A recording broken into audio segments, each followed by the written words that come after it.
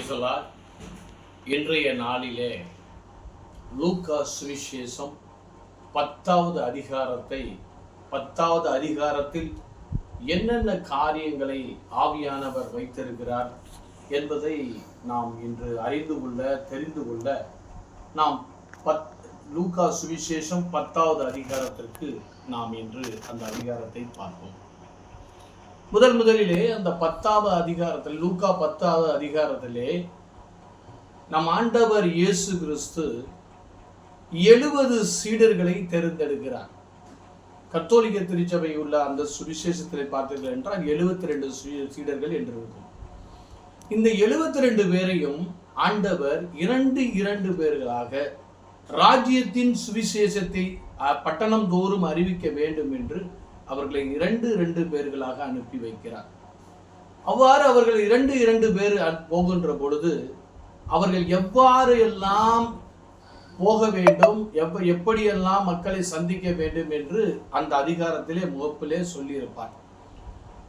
இதிலிருந்து இந்த அதிகாரத்திலே 3 விதமான காரியங்களை ஆண்டவர் இயேசு செய்த அந்த ஊழியத்தை நமக்கு ஆவியானவர் அற்புதமாய் இந்த அதிகாரத்திலே வெளிப்படுத்துகிறார். அது என்னவென்று இன்று இப்போ நாம் பார்ப்போம் என்றால், ஒன்று, நாம் பரலோகத்திற்கு போக வேண்டும் என்றால், புதிய வானம் புதிய பூமிக்கு போக வேண்டும் என்றால், முதலிலே நம்முடைய பெயர்கள் ஜீவ புஸ்தகத்திலே எழுதப்பட்டிருக்க வேண்டும். அடுத்து, நாம் நித்திய ஜீவனை பெறுவ வேண்டும். நித்திய ஜீவனை பெறுவதற்கு என்ன செய்ய வேண்டும்? நித்திய ஜீவனை பெறுவதற்கு எதை பங்காக பெற்றுக்கொள்ள வேண்டும் என்று 3 பிரிவாக ஆவியானவர் இந்த அதிகாரத்தை பிரித்து வைத்திருக்கிறார். முதல்ல ஆண்டவராகிய இயேசு கிறிஸ்து 70 சீடர்களை அவர் தனித்தனியா ஒவ்வொரு ஊருக்கும் பட்டணத்துக்கு அனுப்புறார். 2 பேரை அனுப்புறார். அப்ப அந்த 2 பேரை அவங்க போய் அவங்க ஒவ்வொரு பட்டணத்துக்கு போறாங்க. போய் ஆண்டவராகிய இயேசுவின் நாமத்திலே சுவிசேஷம் அவர்கள் அறிவிக்கும் பொழுது அந்த பட்டணங்களிலே என்ன ஆகிறது என்றால் அற்புதங்கள், அதிசயங்கள் நடக்கிறது. இயேசுவின் நாமத்திலே அவர்கள் கை வைக்கும் போது பேய்கள் ஓடுகிறது, நோய்கள் ஓடுகிறது, பிசாசுகள் ஓடுகிறது, சந்திர ரோகி, திமிர்வாதம், குஷ்ட ரோகிகள் எல்லா நோய்களும் தீர்ந்து போகிறது. சீடர்களுக்கு ஆச்சரியம் தாங்க முடியவில்லை. மிகவும் சந்தோஷத்தோடு அவர் 10ஆம் அதிகாரம் 17வது வசனத்திலே நம் ஆண்டவர் இயேசுவை அவர்கள் எப்பொழுதும் சந்திக்கிற ஒரு இடத்திலே சந்திக்க வருகிறார்கள்.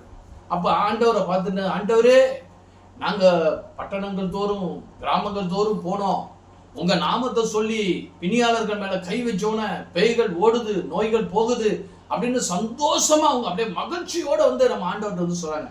அப்ப ஆண்டவர் சொல்லுவாங்க, ஆமா, நீங்க வெற்றிகரமான ஒரு ஊழியத்தை செய்து முடித்தீர்கள் எனக்கு தெரியும். ஏன்னா சாத்தான் வானத்திலிருந்து மின்னலை போல நான் விழ கண்டேன் அப்படின்னு ஆண்டவர் சொல்லுவாங்க. சொல்லிட்டு, ஆயினும் நீங்க இதுக்காக இந்த மாதிரி அற்புதம் அடையாளங்கள்லாம் நடக்கிறதற்காக நீங்க சந்தோஷப்படாதீங்க. இருந்தாலும் நான் உங்களுக்கு பாம்புகளையும் தேள்களையும் மிதிக்கிற அதிகாரம் கொடுக்குறேன், அவைகளை நீங்க மேற்கொள்வீங்க, அவைகள் உங்களை ஒன்றும் சேதப்படுத்தாதுன்னு சொல்லிட்டு, ஆகிலும் இதற்காக நீங்கள் சந்தோஷப்படாதீங்க, நீங்க ஜெபிக்க வேண்டியது ஒன்று இருக்கு. அது என்ன என்றால், பரலோகத்தில் இருக்கிற ஜீவ புஸ்தகத்திலே உங்களுடைய பெயர்கள் எழுதப்பட வேண்டும். அதற்காக நீங்கள் ஜெபியுங்கள், அது எழுதப்பட்டால் சந்தோஷப்படுங்கள் என்று இந்த இடத்துல ஆண்டவர் அற்புதமாக சொல்கிறார்.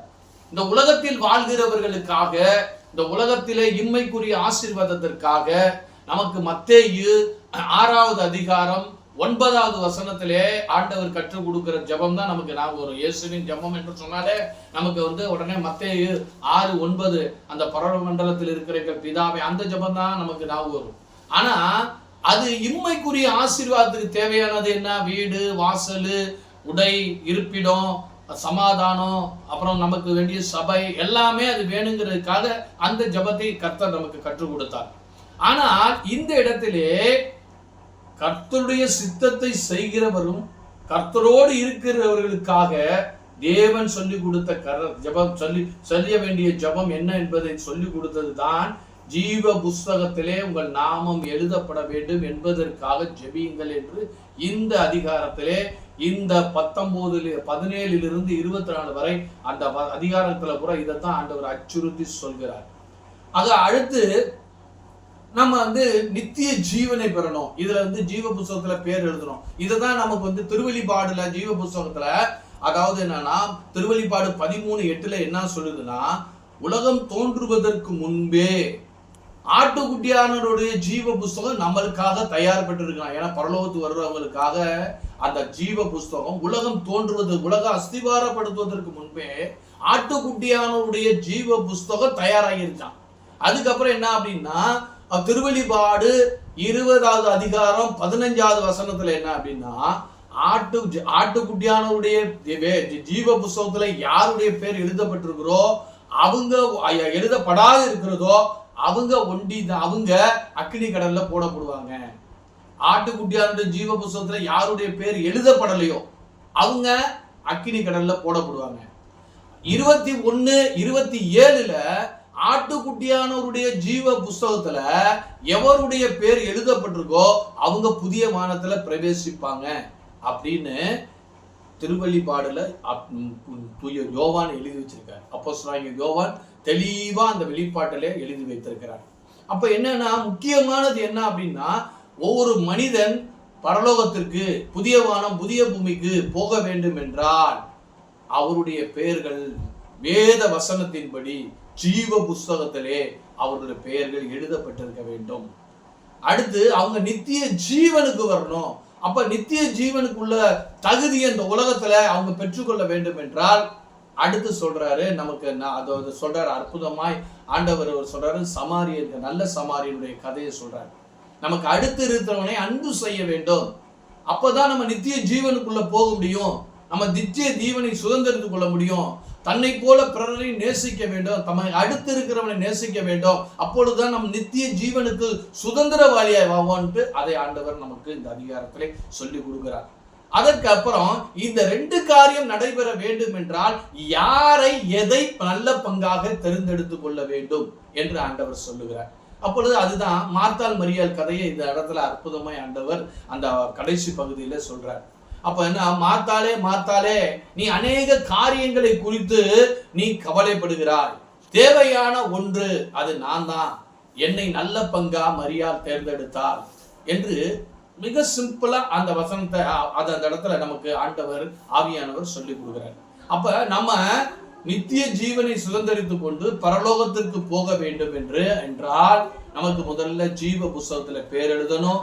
நம்ம நித்திய ஜீவனுக்கு ஏற்புடையவராக இருக்கணும்.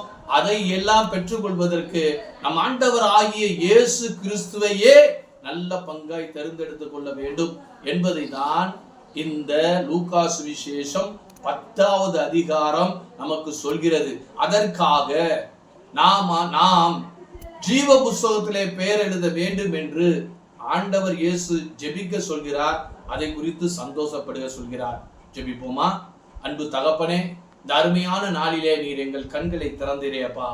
ஜீவ புஸ்தகத்திலே யாருடைய நாமம் எழுதப்பட்டிருக்கிறதோ அவர்கள் மாத்திரம்தான் பரலோகத்திலே பிரவேசிக்க முடியும். பரிசுத்த அவருடைய பரிசுத்தத்திலே நாம் எப்பொழுதும் பரிசுத்தரோடு எப்போதும் பங்கு கொள்ள வேண்டும் முடியும் என்கிற அந்த பெரிய ஒரு பாக்கியத்தை வைத்திருக்கிறீரப்பா. அதை இந்த நாளிலே அதற்காக நீ வரும் காலங்களிலே நாங்கள் ஒவ்வொருவரும் ஜீவ புஸ்தகத்திலே எங்கள் பெயர்கள் எழுதப்பட வேண்டும் என்று, அப்பா இவருடைய நாமங்கள் எல்லாம் எழுதப்பட வேண்டும் என்று உமது நாமத்திலே பிதாவை நோக்கி ஜெபிக்கிறோம். ஆமென். Praise the Lord.